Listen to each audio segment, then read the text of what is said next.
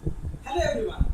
जैसे कि आप सबको पता है कि सीबीएसई का जो पूरा सिलेबस है वो रिड्यूस हो चुका है। सिर्फ इतना ही नहीं, जो फॉर्मेट है वो पूरा टोटली चेंज हो चुका है। ठीक है, तो अगर हम लोग को अभी बोर्ड के लिए टर्म 1 के लिए अच्छे से प्रिपेयर करना है, क्योंकि ऑब्वियसली बोर्ड को दो टर्म्स में डिवाइड किया गया, तो आपको अगर पहले टर्म के लिए फर्स्ट टर्म के लिए बहुत अच्छे से प्रिपेयर करना है, तो हम कैसे पढ़ेंगे, कितना पढ़ेंगे, और फिर उसके बाद एमसीक्यू जो फॉर्मेट है उसमें किस टाइप के क्वेश्चंस हम लोग कवर करने वाले हैं, वो आज हम इस वीडियो में देखेंगे।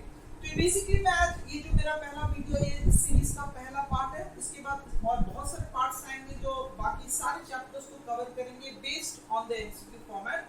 तो आप लोग इस सारे वीडियोस को देखिए ताकि आपका जो प्रिपरेशन है टर्म 1 के लिए वो बहुत ही अच्छी जगह पे चले जाए। ठीक है, पर आपको अगर उस सारे वीडियोस की नोटिफिकेशन चाहिए, और अगर आप इस चैनल में नए हैं तो पहले आप इस चैनल को सब्सक्राइब कीजिए और बेल आइकन को भी दबा दीजिए, ताकि आपको सारे नोटिफिकेशन मिलते रहे नए वीडियोस के लिए, और मैं नए वीडियोस आप लोग की तरफ लाता रहूंगा। ठीक है, तो आज हम लोग जो पहला टॉपिक देखेंगे वो है real numbers. Okay, so real numbers में बेसिकली हमको किस टाइप के क्वेश्चंस मिलेंगे और कितना हम लोग को इस रियल नंबर्स में पढ़ना है फॉर 2022, वो आज हम लोग देखेंगे। ठीक है, तो स्टार्ट करते हैं। पहले थोड़ा सा सिलेबस को समझ लेते हैं। रियल नंबर्स के कितना हम लोग को देखना है, पहले कितना हम लोग को प्रिपेयर करना है, उसके बाद डायरेक्टली हम लोग चले जाएंगे कंसेप्ट्स। ओके, तो पहले देखिए हम लोग सिलेबस को पहले से समझ लेते हैं कि रियल नंबर्स में हम लोग को क्या क्या करना है। ठीक है, तो पहला देखिए यहाँ पे क्या बोल रहा है कि फंडामेंटल थ्योरम ऑफ अरिथमेटिक। ठीक है, तो फंडामेंटल थ्योरम ऑफ अरिथमेटिक से हमारा स्टार्ट हो रहा है रियल नंबर्स। मतलब पहले के जो भी पार्ट्स थे जैसे यूक्लिड्स थ्योरम वगैरह, वो सब लेमा वेमा हम लोग को नहीं करना है। ठीक है, क्योंकि वो सिलेबस से निकल चुका है। तो हम लोग को पहले जो स्टार्ट करना है वो है फंडामेंटल थ्योरम ऑफ अरिथमेटिक। यहाँ पे देखिए क्या बोल रहा है, statements after reviewing work done earlier and after illustrating and motivating through example. So basically हम लोग को थोड़े से एप्लीकेशन बेस्ड क्वेश्चंस देख रहे हैं based on fundamental theorem of arithmetic. तो इस थ्योरम को पहले समझना है और उस पे बेसिस करके जो थोड़ा एप्लीकेशन बेस्ड सम्स है उसको हम लोग थोड़ा सा देखेंगे। ठीक है, और उसके बाद क्या है, decimal representation of rational numbers in terms of terminating and non-terminating recurring decimals। ठीक है, तो यहाँ पे भी हम लोग रैशनल नंबर्स के बारे में थोड़ा सा और देखेंगे कि उसको हम लोग डेसिमल एक्सपेंशन में किस फॉर्म से लिख रहे हैं, और वो टर्मिनेट होंगे कि टर्मिनेट नहीं होंगे, कौन कौन से पॉसिबिलिटीज है वो भी हम लोग को यहाँ पे थोड़ा सा समझना है। तो इस बेसिकली हमारे पास मेजर यही दो टॉपिक है सिलेबस में, बाकी हम लोग को यहाँ पे कुछ भी नहीं करना है। ठीक है, तो बेसिकली इन दो मेजर टॉपिक्स के ऊपर बेस करके हम लोग को कंसेप्ट को समझना है और फिर एमसीक्यू क्वेश्चंस को देखना है। ठीक है, तो जैसे कि आपने सिलेबस में देखा कि पहला टॉपिक जो हम लोग को यहाँ पे सीखना है वो है फंडामेंटल थ्योरम ऑफ अरिथमेटिक। तो पहले इस थ्योरम को समझते हैं और इस पे बेस्ड जो हम लोग प्रॉब्लम्स भी आगे देखने वाले हैं। ठीक है, so let's start with the theorem. So it says कि every composite number can be expressed as a product of primes. इसका मतलब कि हमारे पास अगर कोई भी कंपोजिट नंबर है तो उसको हम लोग हमेशा कुछ प्राइम नंबर्स के प्रोडक्ट के हिसाब से हम लोग उसको एक्सप्रेस कर सकते हैं। ठीक है, सिर्फ इतना ही नहीं, ये जो एक्सप्रेशन होगा वो यूनिक होगा इररिस्पेक्टिव ऑफ द ऑर्डर। ठीक है, तो एक एग्जांपल से इसको पहले समझते हैं। ठीक है, तो मान लीजिए आप टेकिंग अ नंबर हियर, सो मान लीजिए मैं लेता हूं 12। तो 12 एक कंपोजिट नंबर है, इसमें तो कोई दिक्कत होना नहीं चाहिए। अब 12 को अगर मैं प्राइम फैक्टराइज करूं तो मुझे क्या मिलना चाहिए, होना चाहिए 2 into 2 into 3, यही होगा 2 into 2 4, 4 into 3 12। तो अगर मैं 12 को प्राइम फैक्टराइज करता हूं तो मुझे ये प्राइम फैक्टर्स मिलेंगे 2 2 और 3, मतलब 2 2 मिलेगा और 1 3 मिलेगा। ठीक है, तो अब इस प्राइम फैक्टर्स को हम लोग ध्यान से देखें। यहाँ पे क्या बोल रहे हैं, every composite number can be expressed as a product of primes. तो इस कंपोजिट नंबर को हमने कुछ प्राइम नंबर्स के प्रोडक्ट के रूप में हम लोग इसको एक्सप्रेस किया है। ठीक है, अब क्या बोल रहा है, ये जो प्रेजेंटेशन है वो यूनिक है, मतलब एक ही नंबर के लिए आपको डिफरेंट डिफरेंट जो एक्सप्रेशंस है, डिफरेंट डिफरेंट कॉम्बिनेशंस है वो नहीं मिल सकते। ठीक है, पर आप ऑर्डर को कंसीडर मत कीजिए। इसका मतलब क्या है कि आप 2 क्रॉस 2 क्रॉस 3 लिखिए, या फिर आप 3 क्रॉस 2 क्रॉस 2 लिखिए, या आप 2 क्रॉस 3 क्रॉस 2 लिखिए, इससे कुछ फर्क नहीं पड़ता। ऑर्डर कोई भी हो, आप प्राइम फैक्टर्स को किसी भी ऑर्डर में लिखिए, उस पे आप ध्यान मत दीजिए। आपका मेन के जो कॉम्बिनेशन है, मतलब 2 2 का और 1 3 का, ये कॉम्बिनेशन आपका यूनिक होगा। ठीक है, मतलब other than the order your this combination will be unique. आपको ऐसा नहीं हो सकता कि आपको 12 के लिए ऐसा कोई नया 3 फैक्टर मिले इस नंबर के लिए, ऐसा आपका नहीं होगा। ठीक है, तो ये जो मेरा कॉम्बिनेशन है चाहे वो किसी भी ऑर्डर में हो, ये कॉम्बिनेशन मेरा क्या होगा, यूनिक होगा। ठीक है, तो ये है आपका फंडामेंटल थ्योरम ऑफ अरिथमेटिक। अच्छा, इसके अलावा ये जो फंडामेंटल थ्योरम ऑफ अरिथमेटिक है बेसिकली आप समझ सकते हैं कि प्राइम फैक्टर्स के ऊपर में बेस्ड है। ठीक है, तो हम लोग को अगर हमारे पास कोई भी 2 या 3 नंबर है और हमको अगर एलसीएम या एचसीएफ वहां से निकालना है, तो आप क्या करेंगे, आप लोग जूनियर क्लास में पढ़े या अपने मिडिल स्कूल में भी आपने पढ़ाई हुआ कि हम लोग को प्राइम फैक्टराइज करके एलसीएम और एचसीएफ हम लोग को कैसे निकालना है। ठीक है, तो यहाँ पे 10 में भी आपको कुछ बेसिक सम्स है जो कि आपके एमसीक्यू में आ सकते हैं। तो अगर कोई 2 या 3 नंबर दिया हुआ है जिसको आपको एलसीएम या एचसीएफ पता करना है तो प्राइम फैक्टराइजेशन मेथड से निकाल सकते हैं। और अगर आप भूल गए तो मैं आपको एक एग्जांपल से भी समझाऊंगा, तो उसके बाद आपको याद आ जाएगा कि वो करना क्या है। ठीक है, अच्छा यहाँ पे और एक रिलेशन है जो कि एलसीएम और एचसीएफ के बीच में होता है, वो भी हम लोग इसके बाद देखने वाले हैं। ठीक है, तो जाते हैं नेक्स्ट एक एग्जांपल। ठीक है, अभी हम लोग एक नंबर लेते हैं पहले। ठीक है, 2 या 3 पहले 2 नंबर से एक एग्जांपल लेते हैं, फिर देखेंगे कि हम लोग प्राइम फैक्टराइजेशन का एलसीएम और एचसीएफ हम लोग कैसे निकालेंगे। ठीक है, तो मान लीजिए मैं यहाँ पे 2 नंबर्स लेता हूँ। मान लीजिए एक हो गया मेरा 24 और मान लीजिए दूसरा हो गया मेरा 36। मान लीजिए ये मेरे पास 2 नंबर। ठीक है, तो पहले मैं एचसीएफ देखूंगा, फिर हम लोग एलसीएम भी हम लोग देखेंगे। ठीक है, तो पहले इन दोनों नंबर्स को प्राइम फैक्टराइज करेंगे। तो 24 को करेंगे तो हम लोग पहले 2 से स्टार्ट करेंगे, तो क्या होगा 12 टाइम्स, करेक्ट। उसके बाद फिर से 2 से करेंगे तो होगा 6, फिर से 2 से करेंगे तो हो जाएगा आपका 3। मिल गए सारे प्राइम फैक्टर्स। अब 36 के लिए भी अगर आप करेंगे तो पहले 2 से अगर आप स्टार्ट करते हैं तो आपका क्या होगा 18 होगा, उसके बाद क्या होगा आपका 9 होगा, और उसके बाद होगा, उसके बाद 2 से तो जाएगा नहीं, फिर आप 3 से कीजिए, फिर आपका हो गया सारे प्राइम फैक्टर्स। ठीक है, तो आप यहाँ पे लिख दीजिए कि 24 जो है आपका क्या हो गया 2 into 2 into 2 into 3, और इसको अगर मैं पावर के फॉर्म में लिखूं तो आपका हो जाएगा 2 cube into 3। ठीक है, और 36 को अगर मैं ऐसे लिखूं तो आपका हो जाएगा 2 into 2 into 3 into 3, और अगर मैं इसको पावर के फॉर्म में लिखूं तो ये हो जाएगा 2 square into 3 square। ठीक है, तो यहीं पे मैं आप लोगों को दोनों एग्जांपल्स दिखा रहा हूं कि एचसीएफ और एलसीएम हम लोग यहाँ पे कैसे निकालेंगे। ठीक है, तो अगर मेरे को इन दोनों नंबर्स के एचसीएफ को अगर मुझे पता करना है कि इन दोनों का एचसीएफ क्या है, इस प्राइम फैक्टराइजेशन देखिए हम लोग क्या करने वाले हैं, हम लोग देखेंगे कि ऐसा कौन सा फैक्टर है जो भी दोनों एक्सप्रेशन में प्रेजेंट है। जैसे कि यहाँ पे 2 है जो भी दोनों में है। ठीक है, दूसरा 2 भी दोनों में है। और यहाँ पे कंफ्यूज मत कीजिए कि मैं इसको एक ही बार लूंगा या उससे ज्यादा बार लूंगा। अगर फैक्टर्स रिपीट करते हैं डजंट मैटर, आप उसको बिल्कुल लीजिए, उसको सेकंड टाइम में वो आता है तो आप उसको कंसीडर करेंगे। ठीक है, और इसके बाद और भी कुछ आपको कॉमन है तो वो है 3। यही फैक्टर्स है जो तीनों में कॉमन है। इसके बाद आपको क्या करना है, जो जो फैक्टर्स कॉमन है बस आप लोग को उसको यहाँ पे लिखना है। ठीक है, जैसे कि पहला क्या था कॉमन फैक्टर 2, यहाँ पे लिखिए। दूसरा नेक्स्ट क्या था अगेन 2। ठीक है, और लास्ट में था 3। आप इन तीनों को बस मल्टीप्लाई कीजिए, क्या होगा 2 into 2 4, 4 into 3 12। तो मतलब क्या हो गया आपका 24 और 36 का जो एलसीएम हो गया वो आपका हो गया 12। ठीक है, ये हो गया पहला कंसेप्ट। दूसरा आते हैं एलसीएम में। अच्छा, एलसीएम का थोड़ा ध्यान से समझ लीजिए। अच्छा, एलसीएम का टेक्निक ये है कि आपको क्या देखना है कि आपके पास कितने टाइप्स के फैक्टर्स हैं इन ऑल, मतलब दोनों नंबर्स का मिला के आपको जो प्राइम फैक्टर्स मिले हैं वो कितने टाइप के प्राइम फैक्टर्स ये पहले आप लोगों को देखना है। ठीक है, तो यहाँ पे देखिए पहले आपके पास 2 है। ठीक है, अच्छा पहला 2 में आप देखेंगे कि 2 का हाईएस्ट पावर कौन सा यहाँ पे प्रेजेंट है। 2 का हाईएस्ट पावर कौन सा प्रेजेंट है क्यूब, तो आप यहाँ पे 2 क्यूब लीजिए। ठीक है, और नेक्स्ट टाइप ऑफ फैक्टर क्या है आपके पास 3, इसका हाईएस्ट फैक्टर क्या है 2। ठीक है, तो आप लीजिए 3 स्क्वायर, तो इन दोनों को मल्टीप्लाई कीजिए, 2 क्यूब हो जाएगा आपका 8, 3 स्क्वायर हो जाएगा 9, तो इसका क्या हो गया आपका प्रोडक्ट 72। इसका मतलब 24 और 36 के एलसीएम हो गया आपका 72। ये आपने छोटे क्लास में भी किया है, तो आपको ये देखने के बाद मुझे लगता है कि आपको याद आ गया होगा। ठीक है, तो इसके बाद हम लोग क्या करेंगे, अब मैं आपको बताने वाला था कि अभी यहाँ पे एलसीएम और एचसीएफ में रिलेशन होता है जो कि आप यहाँ पे नोट कीजिए, और ये बहुत ही सम्स में बहुत ही आपको यूजफुल ये रिलेशन होने वाला है। तो यहाँ पे ये जो रिलेशन है एलसीएम एचसीएफ वो ये बोल रहा है कि मान लीजिए आपके पास 2 नंबर है, फॉर एग्जांपल ए और बी। ठीक है, तो अगर आपके पास ए और बी 2 नंबर है मान लेते हैं, तो अगर मैं ए और बी का एलसीएम और ए और बी का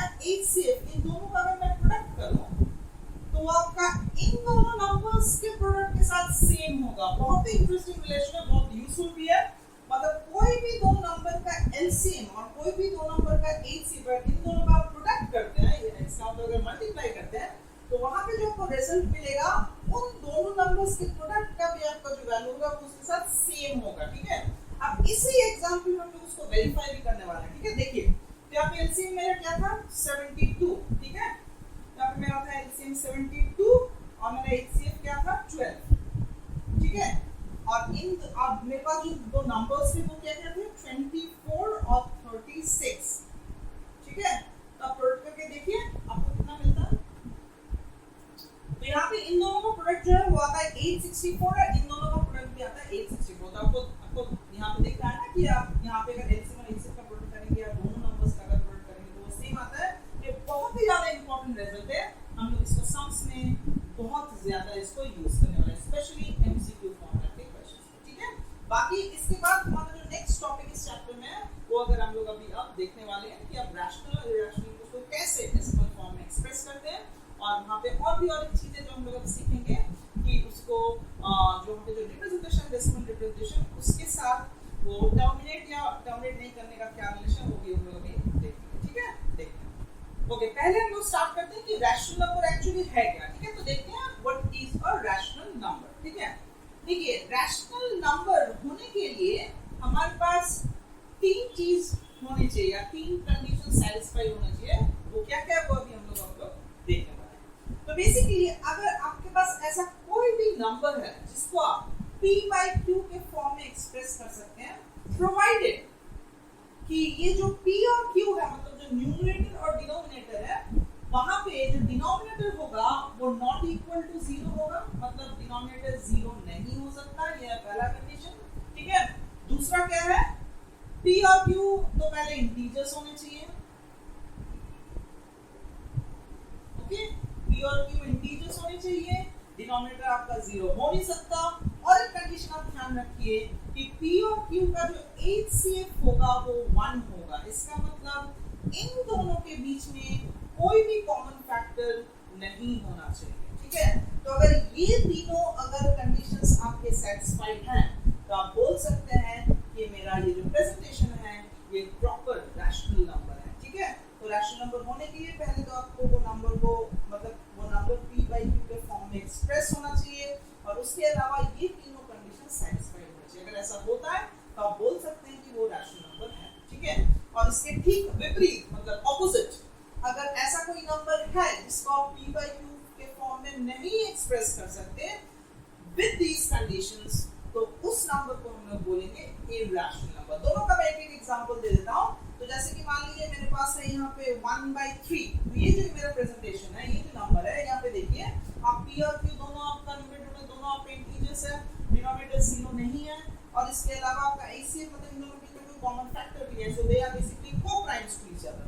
तो आपका क्या हो गया एक रैशनल नंबर आपका हो गया। वैसे ही अगर मैं आपको एक इरैशनल नंबर का एग्जांपल दूं तो आपको हो गया √2, ठीक है। तो इसका वैल्यू देखिए आता रहता है जैसे कि 1.41 and keep on going like that. तो इसलिए ये इस टाइप के जो नंबर्स हैं जिसको आप p by q के फॉर्म में कभी भी एक्सप्रेस नहीं कर सकते, क्योंकि ये जो होगा आपका ये जो डेसिमल है आप देख रहे हैं ना ये डिवीजन ना ही तो ये आपका टर्मिनेट होगा और ना ही आपका रेकर्ड होगा, नॉन टर्मिनेटिंग नॉन रेकरिंग मिलेगा। तो इसलिए इस टाइप के जो नंबर्स है ये आपका हो जाता है इरैशनल नंबर्स, ठीक है। तो आप नेक्स्ट हम लोग और इस डेसिमल एक्सपेंशन के बारे में और रैशनल इरैशनल कौन सा रैशनल होता है और किस केस में इरैशनल होता है ये अभी हम लोग इसके बाद देखने वाले हैं, ठीक है।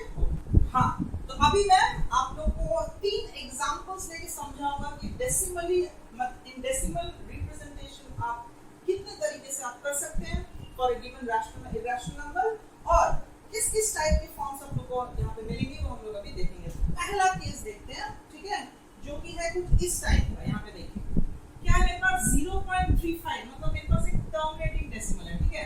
तो इसको क्या रैशनल फॉर्म में हम लोग कन्वर्ट कर पाएंगे नहीं कर पाएंगे देखते हैं, ठीक है। तो पहला एग्जांपल लेते हैं 0.35, इस टाइप को हम लोग क्या बोलते हैं टर्मिनेटिंग डेसिमल, जो टर्मिनेट कर जाता है after during division in decimal, ठीक है।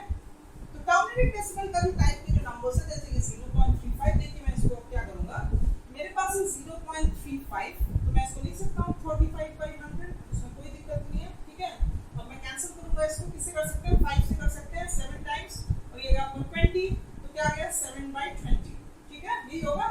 तो ये जो 7/20 आपका जो यहाँ पे आया है, तो इस 0.35 नंबर को मैंने क्या कर दिया, p by q के फॉर्म में एक्सप्रेस कर दिया, जहाँ पे p और q दोनों क्या है आपके इंटीजर्स हैं और जो डिनोमिनेटर है वो 0 नहीं है, ठीक है, और इन दोनों के बीच में कोई कॉमन फैक्टर भी है, मतलब ये क्या हो गया आपका एक रैशनल नंबर, ठीक है, ये हो गया पहला टाइप।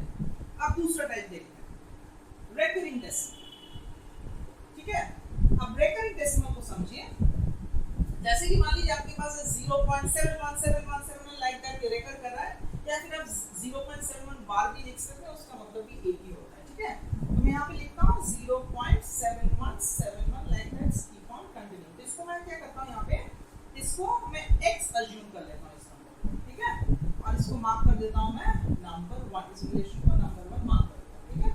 अब दोनों साइड आप देखिए कितने प्लेसेस रेकर कर रहे हैं, 2 प्लेस रेकर कर रहे हैं, तो let's multiply both sides with 100, तो ये क्या हो जाएगा 100x, और यहाँ पे राइट साइड में आपको क्या आएगा 71.7171 लाइक दैट, ठीक है, और इसको आप मार्क कीजिए 2। अब आपको कुछ नहीं करना है, बस इन दोनों का डिफरेंस करना है, तो 2 - 1 क्या हो जाएगा आपका, लेफ्ट में होगा 100x - x, तो हो जाएगा आपका 99x, और राइट साइड में देखिए, ध्यान से देखिए, यहाँ पे जो डेसिमल का पार्ट है दोनों नंबर्स के सेम है, तो अगर मैं सबट्रैक्ट करता हूँ डेसिमल पूरा 0 हो जाएगा, तो आपको 71 - 0 मतलब यहाँ पे हो जाएगा आपका 71, ठीक है। तो आपको मैं लिख सकता हूँ कि x है 71/99, तो मैं ये बोल सकता हूँ कि जो नंबर है दिस इज बेसिकली 71/99। तो इस टाइप के जो भी नंबर्स है जो कि रेकर करते हैं, उसको भी आप एक p by q के फॉर्म में लिख सकते हैं, जहाँ पे दोनों इंटीजर्स होंगे, मतलब सारे आप अगर देखेंगे तो कंडीशन रैशनल नंबर पे सैटिस्फाई करते हैं, तो इस टाइप के नंबर्स भी आपके रैशनल नंबर्स होंगे, ठीक है। तो ये भी आपका क्या हो गया, रैशनल नंबर। अब मैं आ जाता हूँ बिल्कुल लास्ट टाइप में, ये वाला देखिए, जैसे कि √2, इसका वैल्यू जैसे मैं आपको पहले बता रहा था, देखिए किस टाइप का वैल्यू है, 1.41421356 keep on going like that, यहाँ पे इसका कोई एंड नहीं है, ना तो यहाँ पे आपका टर्मिनेट कर रहा है, और ना ही आपको यहाँ पे कोई ऐसा पैटर्न मिल रहा है जो कि रेकरिंग पैटर्न है, रेकरिंग पैटर्न भी नहीं है, तो मतलब ना ही टर्मिनेट कर रहा है ना ही रेकर कर रहा है, तो इस टाइप को हम लोग बोलते हैं नॉन टर्मिनेटिंग नॉन रेकरिंग, ठीक है। और ये वाले जो होते हैं ना टाइप, यही आपको दिक्कत करते हैं, मतलब इस टाइप के नंबर्स को आप कभी भी ऐसे p by q मतलब एक रैशनल फॉर्म में आप नहीं लिख सकते हैं, तो इस टाइप के जो नंबर्स होते हैं ना, यही होते हैं आपके इरैशनल नंबर्स, ठीक है। और हमेशा ध्यान दीजिए कि कोई भी decimal expansion non terminating non recurring है, तो आपका हमेशा एक इरैशनल नंबर होगा। तो ये थे तीनों टाइप के एग्जांपल्स जो कि आपको यहाँ पे कोई भी सम में मिल सकता है, और आपको इन तीनों टाइप में ये भी पता लग गया कि आप कौन सा रैशनल फॉर्म में हो सकता है, कौन सा रैशनल फॉर्म में आप कन्वर्ट नहीं कर सकते, ठीक है। इस बहुत यहाँ तक तो आपको क्लियर हो जाना चाहिए। इसके बाद हमारे पास हम लोग अभी थ्योरम देखेंगे, जिसका मतलब हम लोग थोड़ा सा समझेंगे कि इसके ऊपर बेसिस करके हम लोग कुछ एमसीक्यू सम्स है जो हम लोग को देखने हैं, तो उस हिसाब से हम लोग पहले ये दोनों थ्योरम जो है पहले समझ लेते हैं, ठीक है। देखिए थ्योरम नंबर 1 क्या बोल रहा है, a rational number whose decimal expansion terminates। अभी ये जो दो थ्योरम आपको समझने में और आपके इजी हो, कि अभी हम लोग ने 3 जो एग्जांपल्स देखे थे वहां पे ये हम लोग पहले से थोड़ा सा कवर कर चुके हैं। तो यहाँ पे क्या बोल रहे हैं, देखिए कि rational number whose decimal expansion terminates can be expressed in the form p by q। हम लोग पहले ही देखा है कि अगर हमारे पास कोई भी टर्मिनेटिंग डेसिमल है तो उसको हम लोग रैशनल नंबर मतलब p by q के फॉर्म में हम लोग एक्सप्रेस कर सकते हैं। एक एग्जांपल हम लोग पहले देख चुके हैं, जहां पे p और q को प्राइम होना चाहिए, तो हम लोग ने देखा पहले, and the prime factorization of q is of the form 2 to the power n into 5 to the power n। बहुत ही ज्यादा इंपॉर्टेंट क्या बोल रहा है कि ये जो आपका टर्मिनेटिंग डेसिमल होगा p by q के फॉर्म में आप एक्सप्रेस कर ही सकते हैं, और वहां पे जब जो डिनोमिनेटर होगा वो हमेशा इस फॉर्म में होगा 2 to the power n into 5 to the power n, मतलब जो फैक्टर्स होंगे आपके वो हमेशा 2 और 5 ही होंगे, उसके अलावा और कुछ नहीं होंगे। तो हम लोग अभी देखेंगे, अगर आपको पहला एग्जांपल याद होगा तो वहां पे क्या आया था हम लोग का, जब हम लोग ने 35 बार 0.35 को कन्वर्ट किया था तो हम लोग को क्या मिला था 7/20, ये मिला था ना। अब डिनोमिनेटर को ध्यान से देखिए, 20 को आप ब्रेक कीजिए तो क्या आएगा आपका 2 10 टाइम्स 2 5 टाइम्स, तो क्या आएगा आपका 2 to 2 square into 5 to the power 1 आया 2 to the power। ये पहला थ्योरम तो आप लोगों को समझ में आ गया होगा। अब दूसरा वाला देखिए क्या बोल रहा है कि अगर कोई रैशनल नंबर जो कि p by q के फॉर्म में है और अगर उसका डिनोमिनेटर जो है वो अगर इस फॉर्म में आ जाता है तो उसका जो डेसिमल एक्सपेंशन होगा वो आपका टर्मिनेट होगा। तो दोनों का डिफरेंस आई थिंक आपको क्लियर है। पहले मैं बोला था कि अगर p by q के फॉर्म में कोई रैशनल नंबर है और अगर वो टर्मिनेट करता है, डेसिमल एक्सपेंशन में टर्मिनेट करता है, तो उसका डिनोमिनेटर इस फॉर्म में होगा और ये ठीक उसका ऑपोजिट। और इसमें बोल रहे हैं कि अगर इसका डिनोमिनेटर अगर 2 to the power n factorial के फॉर्म में है तो उसका डेसिमल एक्सपेंशन टर्मिनेट होगा। सो बेसिकली ये दोनों बस एक दूसरे का ऑपोजिट है। ठीक है, क्लियर है? तो और इसके ऊपर बेस करके और जो भी कुछ सम्स है वो अगर हम लोग अभी सामने देखने वाले हैं तो उसके बाद आप लोग का पूरा जो ये चैप्टर है बहुत ही अच्छा आपका टर्म वन के लिए प्रिपेयर हो जाएगा। ठीक है, तो मैं हूं आइटम दत्ता, आप लोग देख रहे हैं गणित मैथमेटिक्स। अब हर सवाल होगा सॉल्व। ओके, तो चलिए अभी थोड़ा रियल नंबर्स के कुछ एमसीक्यू क्वेश्चंस देखते हैं, थोड़े इंपॉर्टेंट क्वेश्चंस देखते हैं। अगर आपको ये जो टाइप्स में अभी दिखाने वाला अगर आप समझ लें तो आप एमसीक्यू जो भी आपको रियल नंबर से आने वाले हैं आप उसको बिल्कुल अटेम्प्ट कर पाएंगे। ठीक है, तो यहाँ पे देखते हैं कुछ इंपॉर्टेंट टाइप्स। अच्छा चलिए पहले स्टार्ट करते हैं क्वेश्चन नंबर 1 से। ठीक है, देखिए यहाँ पे अब क्या बोल रहा है कि the decimal form of 17 by 2 to the power 3 into 5 to the power 2 into 7 to the power 3 is will be what out of these four? Okay, अभी थोड़ी देर पहले हमने वो थ्योरम पढ़ा था कि अगर कोई भी ऐसा रैशनल नंबर है जिसका denominator 2 to the power n और 5 to the power n के अगर फॉर्म में है तो ही वो टर्मिनेट करेगा। पर यहाँ पे तो एक 7 to the power something also we have, तो इसका मतलब ये चीज हमारे पास नहीं होना चाहिए था, ये 7 क्यूब वाला चीज नहीं होना चाहिए था, पर क्योंकि यहाँ पे है तो इसलिए हमारा इसका मतलब क्या हो गया, ये हम जिस रिक्वायर्ड फॉर्म में चाहिए था उस फॉर्म में नहीं है, तो इसका मतलब क्या हो जाएगा, ये टर्मिनेट नहीं करेगा। ठीक है, तो इसका मतलब यहाँ पे करेक्ट ऑप्शन कौन सा होगा, तो होगा option B which is non terminate. Clear? ठीक है, पहला वाला बिल्कुल क्लियर है। यहाँ पे आप देख सकते हैं कि हमने जो सीखा है उसी को यहाँ पे अप्लाई कर रहे हैं। ठीक है, अच्छा नेक्स्ट अभी हम लोग चलते हैं क्वेश्चन नंबर 2 में। देखिए क्या बोल रहा है, which of the following is not irrational, मतलब कौन सा इरेशनल नहीं है हमको वो बोलना है। ठीक है, तो देखिए पहला वाला, देखिए यहाँ पे दो नंबर्स का प्रोडक्ट है, पहला वाला तो इरेशनल है ही, उसके साथ अगर आप रैशनल मल्टीप्लाई कर भी देते हैं तो भी वो इरेशनल ही रहेगा। ठीक है, तो ये वाला ऑप्शन तो होगा नहीं। अच्छा आते हैं सेकंड वाले में, सेम सिचुएशन, एक इरेशनल नंबर के साथ हम एक रैशनल नंबर को मल्टीप्लाई कर रहे हैं तो इसका मतलब ये भी होना चाहिए इरेशनल। चलिए थर्ड वाला देखते हैं, ध्यान से देखिए थर्ड वाले को क्या है, √2 माइनस √3 इंटू √2 प्लस √3। अगर आप ये ध्यान से देखेंगे तो आपको ये वाला फॉर्म याद आएगा, a minus b into a plus b. क्या होता है formula, it's a square minus b square. तो अप्लाई करते हैं तो ये हो जाएगा √2 whole square minus √3 whole square. क्या होगा वैल्यू फिर, 2 माइनस 3 मतलब हो गया -1। अब -1 क्या है, एक रैशनल नंबर है, क्योंकि इसका हम लोग इसको -1 डिवाइडेड बाय 1 के फॉर्म में लिख सकते हैं, तो सेटिस्फाई करता है रैशनल नंबर का हर एक कंडीशन। तो मतलब यही हमारा होना चाहिए आंसर, क्योंकि यही एक नंबर जो कि रैशनल नहीं है। ठीक है, चलते हैं नेक्स्ट क्वेश्चन नंबर 3 में। तो पहले देखते हैं क्वेश्चन नंबर 3 में क्या बोल रहा है हम लोग को। देखिए बोल रहा है यहाँ पे कि there are 312 500 260 and 156 students in class 10, 11 and 12, ठीक है, respectively.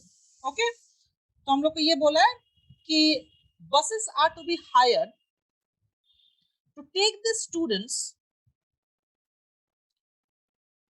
to a picnic. Now find the maximum number of students who can sit in a bus. और यहाँ पे कंडीशन है, क्या है वो कंडीशन, कि that in each bus takes equal number of students. तो आप इस बात को समझे यहाँ पे, तो इसका मतलब क्या है, हम लोगों को क्या करना होगा फिर यहाँ पे,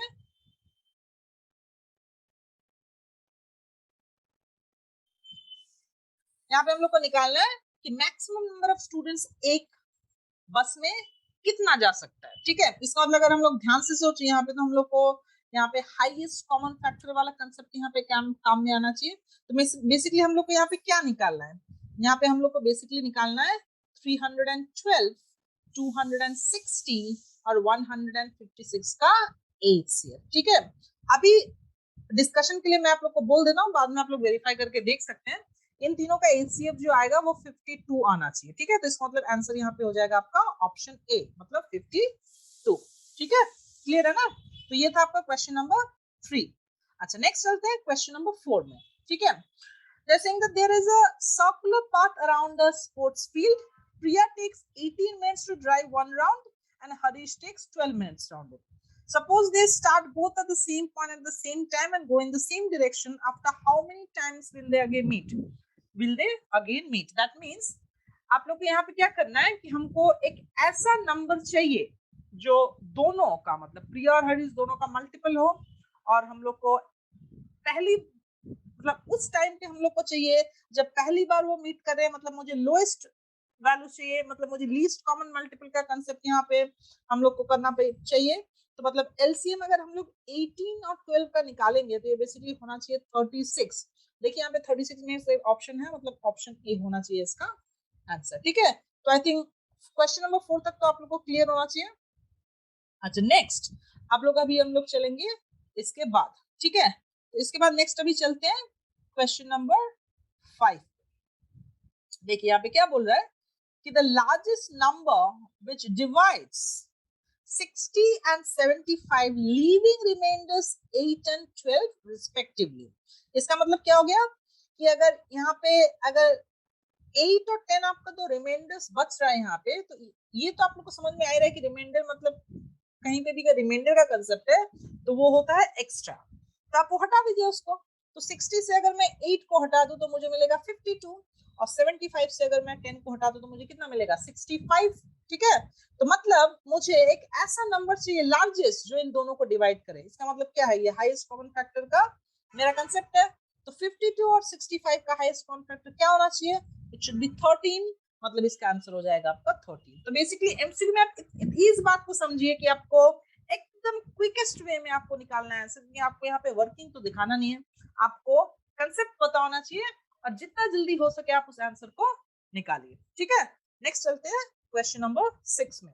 क्या बोला देखिए, if HCF of 16 and y is 8 and the LCM of same two numbers is 48, तो फिर y का वैल्यू क्या होगा, ये हम लोग को बताना है। हम लोग ने यहाँ पे पढ़ा था कि अगर दो नंबर का एलसीएम और एचसीएम हम लोग को पता है तो उसका जो प्रोडक्ट होता है वो उन दोनों नंबर्स के प्रोडक्ट के साथ इक्वल होता है। इसका मतलब HCF into LCM will be equal to the product of those two numbers। यहाँ पे दोनों नंबर है क्या, 16 और y। HCF कितना है 8, LCM आपका है यहाँ पे 48। तो हमको कुछ करना नहीं है ज्यादा, बस हम लोग को करना है डिवाइड। तो आप 16 और 48 को कैंसिल कर दीजिए, 3 टाइम्स होता है, तो y आपका कितना निकलेगा फिर 24, ठीक है। 24 यहाँ पे ऑप्शन है, पहला ऑप्शन, मतलब आपका आंसर हो गया 24। y का वैल्यू चाहिए तो y हो गया 24, ठीक है। सिंपल है, आपको ऐसे ही निकालना है। देखिए अब लास्ट वाले में चलते हैं। इस टाइप के क्वेश्चंस बहुत कॉमन है कि the decimal expansion of the rational number this will terminate after how many places, ये हम लोग को निकालना। देखिए इस टाइप के जितने भी क्वेश्चंस हैं वो करने का एक ही टेक्निक है, आप डिनोमिनेटर को पहले प्राइम फैक्टराइज करके 2 टू द पावर m और 5 टू द पावर n के फॉर्म में लेके आइए, ठीक है। तो 250 को जल्दी मैं करता हूँ प्राइम फैक्टराइज, तो क्या हो जाएगा 125, 2 से करेंगे तो फिर मान लीजिएगा मैं 5 से करता हूँ तो होगा 25, फिर से 5 से करूंगा तो हो जाएगा 5 टाइम्स, मतलब आपका हो गया ये 2 टू द पावर 1 डिनोमिनेटर का अगर मैं बात करूं इनटू 5 टू द पावर 3। अच्छा, जब आपका कभी कभी किसी क्वेश्चन में इस फॉर्म में पहले से दिया होता है, अगर नहीं दिया तो आप पहले उस फॉर्म में लेके आइए, ठीक है। देखिए आप लोग को पहले पता होना चाहिए कि अगर कोई भी इस टाइप का क्वेश्चन है, टर्मिनेट होने का क्या मतलब है, टर्मिनेट तभी होता है जब आपका डिनोमिनेटर पावर ऑफ 10 है, ठीक है। मतलब अगर पावर ऑफ 10 आपका डिनोमिनेटर है, जो भी पावर है वही आपका उतना डेसिमल प्लेस होगा टर्मिनेटिंग डेसिमल में, राइट। तो यहाँ पे देखिए टेक्निक को समझिए कि यहाँ पे आप 2 और 5 के पावर्स को ध्यान से देखिए, ठीक है। अब इन दोनों में से जिसका भी पावर हाईएस्ट है आप उस पावर पे ध्यान दीजिएगा। 2 और 5 में जिसका भी पावर हाईएस्ट है आप उसके पावर में ध्यान दीजिएगा। अगर आप इस पूरे को 10 का पावर बनाना चाहते तो आप क्या करेंगे, जिसका भी पावर हाईएस्ट है अगले वाले नंबर को भी आप वही पावर बनाएंगे, मतलब 2 का भी आप क्यूब बनाना चाहेंगे ताकि वो पूरा मिलके 10 का पावर हो जाए। तो मेरे बोलने का बस इतना मतलब है कि आपका 2 और 5 का जो पावर है उसमें जिसका भी हाईएस्ट पावर है, इसका मतलब आपका जो गिवन नंबर है उतना डेसिमल प्लेस के बाद आपका टर्मिनेट करेगा, ठीक है। तो यहाँ पे कौन से नंबर का पावर हाईएस्ट है, 5 का क्या है क्यूब, मतलब 3, मतलब ये जो नंबर है इसका जो डेसिमल एक्सपेंशन होगा वो 3 डेसिमल प्लेस के बाद टर्मिनेट करेगा। अब यही टेक्निक इस टाइप के किसी भी सम पे लगा सकते हैं। आप बस ये देखना कि 2 और 5 में किसका पावर हाईएस्ट है, जो भी पावर हाईएस्ट होगा आपका नंबर उतने प्लेस के बाद टर्मिनेट करेगा। तो यहाँ पे क्या है देखिए, थर्ड डेसिमल प्लेस है ना, 3 डेसिमल प्लेसेस के बाद टर्मिनेट का ऑप्शन, तो यही होगा आपका आंसर। तो ये हो गया आपका क्वेश्चन नंबर 7। तो यहाँ पे मैंने आप लोगों को फिर यहाँ पे जो भी 7 क्वेश्चंस मैंने आपको बताए, ये आपको थोड़ा तो आइडिया दे देगा कि किस टाइप के एमसीक्यू क्वेश्चंस आपके इस चैप्टर्स में आते हैं। तो आप इसी टाइप के जो क्वेश्चंस आप प्रैक्टिस कीजिए, फिर आपको आराम से यहाँ पे फिर कोई भी आपको दिक्कत यहाँ पे नहीं होना चाहिए, और इस टाइप के जितने भी क्वेश्चंस हैं आप इजीली कर पाएंगे। ठीक है, तो आई होप कि ये सब क्वेश्चंस देखने के बाद आपको ये बहुत ही अच्छे से समझ में आएगा कि हमको कैसे अटेम्प्ट करना है क्वेश्चंस। ठीक है, तो आज इस सीरीज में ये मेरा था पहला पार्ट। अब दूसरे भी चैप्टर्स में इसी तरह के और पार्ट्स लाता रहूंगा, हर एक चैप्टर्स के ऊपर मैं एमसीक्यू के पार्ट्स और रिड्यूस सिलेबस का कंसेप्ट लाता रहूंगा। तो आप लोग जो भी इस चैनल पे नए हैं पहले इसको सब्सक्राइब कर लीजिए। ठीक है, और बेल आइकन को दबा के आप नोटिफिकेशंस के लिए रेडी रहिए कि जब भी नया वीडियो आएगा मेरे को नोटिफिकेशन मिल जाए। ठीक है, okay then, all the best, will meet in the next video.